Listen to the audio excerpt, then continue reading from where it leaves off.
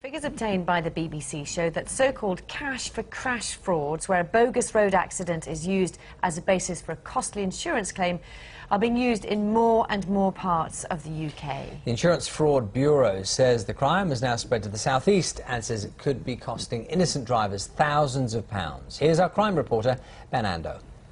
He would stop here now with nothing on the roundabout at all and wait till somebody approached him, and as soon as he set off, at this point he would stop and the vehicle travelling behind would not expect that, and a low impact collision would occur. It's known as crash for cash. Fraudsters slamming on the brakes to cause a collision, then claiming on the other driver's insurance. What these fraudsters tend to pick on were people who were single mums or elderly people, people who were less likely to cause them any issues. And once the victim has agreed the crash was their fault, the fraudsters will launch bogus personal injury claims for themselves and often fictional additional passengers. 82-year-old Alma Gallanders and her husband Eric were driving home when they were hit by this man, Abdullah Ahmed. He hit us on the right wing and he wound the window down and said, "You crashed into my car." And my husband and I said, "Don't be ridiculous, you ran into us." The cars were barely dented, yet Ahmed claimed the Gallanders caused the crash and racially abused him, leading to months of stress for the elderly couple, even though in court he admitted making it all up. He was jailed for 2 years. It was a nightmare. You didn't go to sleep, you're just so worried. And what made it even worse was we were completely innocent of everything.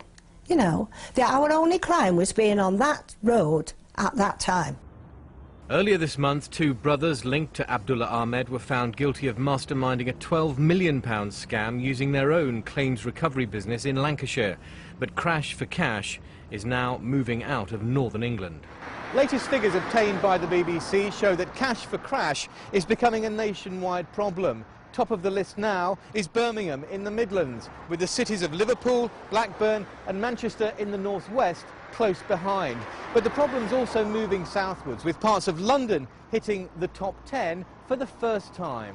Yeah, we estimate there are around about 30,000 staged, induced or contrived accidents a year, costing the insurance industry, and ultimately part of that cost is met by genuine policyholders, £350 million. We estimate around about £44 per individual policy goes to the cost of fraud. A parliamentary review of so-called compensation culture due to report next month is expected to recommend measures aimed at tightening the rules on such claims and such fraud. Ben Ando, BBC News, Manchester.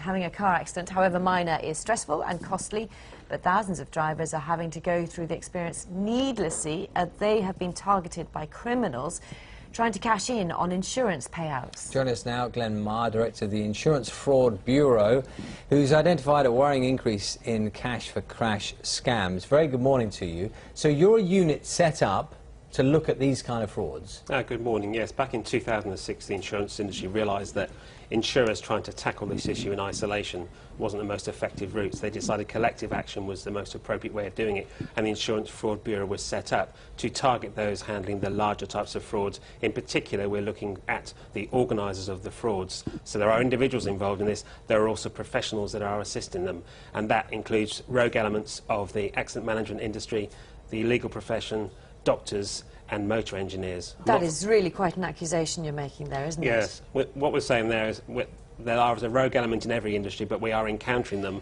And within the last 2 weeks, we've had a prosecution for directors of an accident management company. So unfortunately, there are rogue elements in there that are causing problems. And we had that story there of an elderly couple with the crash situation. What sort of thing is happening routinely? It started off as individuals staging accidents, so working together, sometimes taking vehicles off-road. They've now taken it to a more sinister route, more distasteful, where they are targeting innocent motorists, usually lone drivers, and they're causing accidents to happen. They're slamming on their brakes, perhaps putting on their handbrakes, or even disconnecting their lights, and causing the innocent driver to have a rear-end shunt. And what they're after is money associated with personal injury, and at times there can be 5 vehicles in a vehicle. It can be highly lucrative for them. The reason this is costing us all money is because the insurance companies are paying out. So they're paying out on possibly, what do they think, that they're suspicious but they can't prove anything, so they have to pay out anyway? Is that what's happening? If the insurance companies have evidence, and we work closely with all the major insurance companies, we take them to task, and we have 24 large-scale fraud investigations ongoing at the moment, working with 15 different police forces, targeting 6,000 fraudulent claims, and there are a number of parties that have been arrested on bail or are awaiting sentencing. So if the evidence is there, which is key, then we'll work with the insurers to tackle them. Some of these take a long time to handle, so we might be aware of the fraudster today. It might not happen until next year, but rest assured we are dealing with it. Can I just say, we've had quite a few emails from people this morning saying that they have, when they first had, and they're suspicious, they've had something happen to them, they've been suspicious, they contact their insurer. Quite a few people are saying, the insurer's frankly not interested. They just want to get the claim underway, and even the people who've taken photographs of an incident, the insurer just says, well, we're paying up and we're not interested.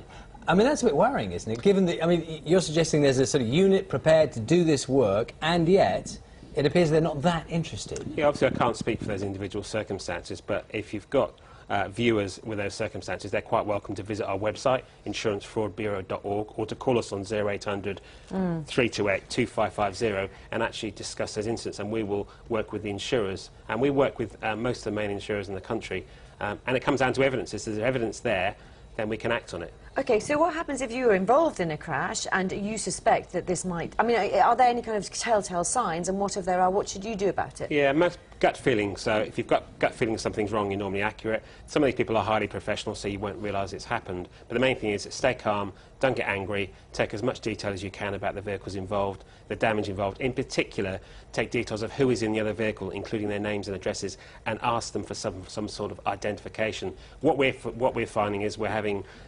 low impact, slow impact vehicle accidents happening, and we're having ghost parties appearing in cars. In other words, there are two people in the car, and we get a claim for 5. And you've even had an incident where somebody had to have the roof removed because they said they'd been hurt. Yeah, typically these are nothing like that. There's simple incidents where somebody gets out and then suddenly we have whiplash claims. In the last 2 weeks, we've had more than one incident whereby somebody's had a very low-speed impact, collided with the rear of a car. The driver, the injured party, has got out of their vehicle, been talking on their mobile, discussing quite freely, has then got back in their car, made phone calls, the emergency services have turned up, and the roof of their car has been cut off. Yet moments before that, they're walking, talking, and engaging with the other party. OK. All right. Thank you very much.